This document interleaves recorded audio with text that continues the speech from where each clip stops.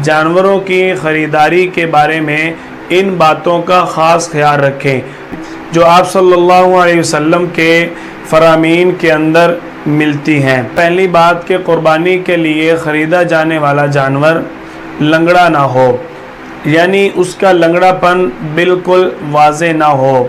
Number 2 کہ قربانی کا جانور کانا نہ ہو، یعنی اس کا کانا پن بالکل واضح نہ ہو۔ نمبر 3 قربانی کا جانور اتنا دبلا پتلا اور کمزور نہ ہو کہ وہ دیکھنے میں انتہائی کمزور لگتا ہو اور گودا اس کے اندر بالکل نہ ہو۔ نمبر 4 ایسا بیمار جانور کہ جس کی بیماری بالکل واضح نظر آتی ہو۔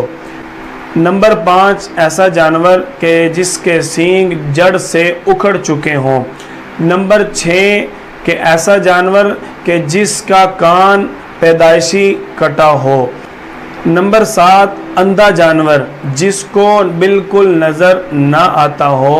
ایسا جانور جو آنکھ سے بہنگا ہو لیکن اس کو نظر آتا ہو، اس کی تو قربانی درست ہے، لیکن جو جانور آنکھ سے کانا بھی ہو اور اس کو نظر بھی نہ آتا ہو، ایسے جانور کی قربانی درست نہیں ہے۔ جانور کو کوئی ایسی بیماری لگی ہو جس کی وجہ سے وہ اپنی قربانی کی جگہ تک بھی خود چل کر نہ جا سکتا ہو، یعنی انتہائی معذور ہو چکا ہو، ایسے جانور کی قربانی بھی درست نہیں ہے۔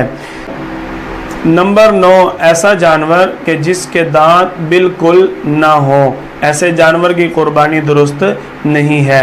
نمبر 10 ایسا جانور کہ جو پاگل پن والا ہو، اس کے اوپر غشی طاری ہوتی ہو اور اس حد تک اس کا پاگل پن ہو کہ وہ چارہ بھی نہ کھاتا ہو، یہ وہ جانور ہیں جن کی قربانی کرنا جائز نہیں ہے۔ اگر یہ عیب جانور کے اندر پائے جائیں گے تو آپ کا جانور قربانی کے لیے قبول نہ ہوگا۔